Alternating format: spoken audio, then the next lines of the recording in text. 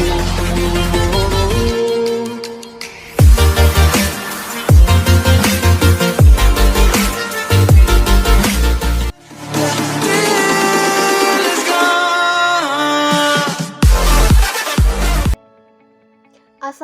warahmatullahi wabarakatuh. Selamat pagi Ananda semua. Pada pagi hari ini kita akan mempelajari materi ekonomi tentang circular flow diagram, di mana kita akan mempelajari hubungan interaksi pelaku ekonomi 2 sektor, 3 sektor, dan 4 sektor.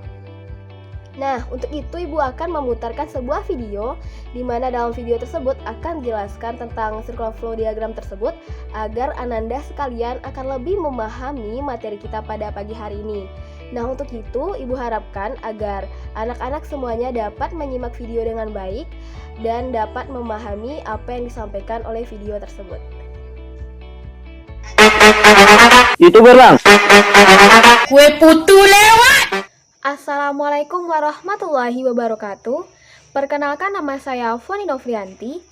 Nah, pada kesempatan kali ini kita akan mempelajari tentang circular flow diagram, di mana circular flow diagram ini biasa kita kenal dengan hubungan interaksi antara pelaku ekonomi.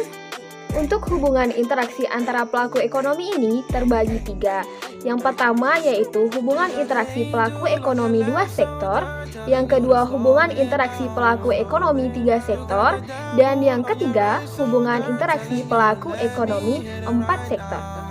Sebelum kita masuk pada pemahaman circular flow diagram atau disebut dengan hubungan interaksi pelaku ekonomi, maka kita terlebih dahulu harus mengetahui bahwa dalam circular flow diagram, pasar dikelompokkan jadi 2. Yang pertama yaitu pasar barang dan jasa, dan yang kedua adalah pasar faktor produksi, di mana pada pasar faktor produksi ini ada pasar uang dan juga ada pasar tenaga kerja. Untuk diagram flow yang pertama atau hubungan interaksi pelaku ekonomi yang pertama yaitu pelaku ekonomi 2 sektor atau perekonomian sederhana. Pada hubungan interaksi pelaku ekonomi 2 sektor ini hanya melibatkan 2 peranan. Yang pertama yaitu adalah konsumen dan yang kedua adalah produsen, di mana pada hubungan ekonomi 2 sektor ini sang produsen menyediakan faktor produksi berupa tenaga kerja, modal, tanah, dan keahlian, di mana nantinya ia akan mendapatkan pendapatan berupa balas jasa yang diberikan oleh rumah tangga produsen berupa gaji, sewa, dan laba bunga.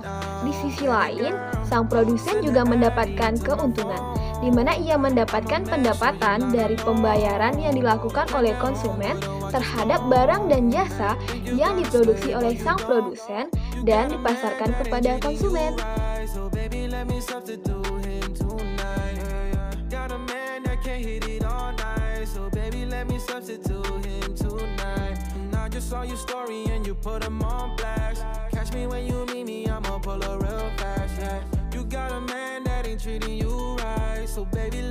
Sirkular diagram flow yang kedua yaitu hubungan interaksi pelaku ekonomi 3 sektor. Selain adanya rumah tangga konsumen dan rumah tangga produsen, maka yang ketiga yaitu adanya rumah tangga pemerintah, di mana dalam hal ini pemerintah berperan dalam penerimaan pendapatan pajak, yang mana pendapatan pajak ini diterima dari pembayaran rumah tangga konsumen dan rumah tangga produsen. Penerimaan pajak ini nantinya digunakan untuk membeli faktor produksi di pasar barang dan jasa, serta penerimaan pajak ini juga digunakan untuk membeli barang dan jasa pada pasar output untuk melaksanakan pelayanan kepada masyarakat. Selain itu, penerimaan pajak juga digunakan oleh pemerintah sebagai pembangunan ekonomi sebuah negara. Circular flow diagram yang ketiga yaitu hubungan interaksi pelaku ekonomi 4 sektor. Selain adanya rumah tangga konsumen, rumah tangga produsen, rumah tangga pemerintah, di sini juga terdapat masyarakat luar negeri. Sehingga pada hubungan interaksi pelaku ekonomi 4 sektor ini juga disebut dengan perekonomian terbuka, di mana kegiatan perekonomian terdapat ekspor dan impor juga. Dalam hal ini yang diekspor dan diimpor merupakan faktor produksi berupa tenaga kerja, bahan baku, dan keahlian, serta juga akan terjadinya ekspor dan impor dalam barang dan jasa, sehingga kebutuhan masyarakat di dalam negeri dapat terbutuhi. Dengan adanya kegiatan ekspor dan impor ini, nantinya sebuah negara akan mendapatkan devisa, di mana devisa ini merupakan sebuah pendapatan negara yang nantinya juga dapat dikelola sebagai sebuah sumber pendapatan yang diperuntukkan untuk mesejahterakan rakyat yang dapat digunakan dalam pembangunan ekonomi sebuah negara. Dari circular flow diagram yang kita pelajari, maka terdapat dua manfaat. Yang pertama yaitu manfaat bagi pemerintah.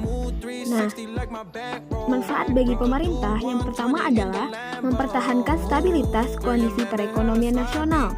Manfaat yang kedua, mengetahui perhitungan pendapatan pengeluaran dan produksi barang dan jasa secara agregat.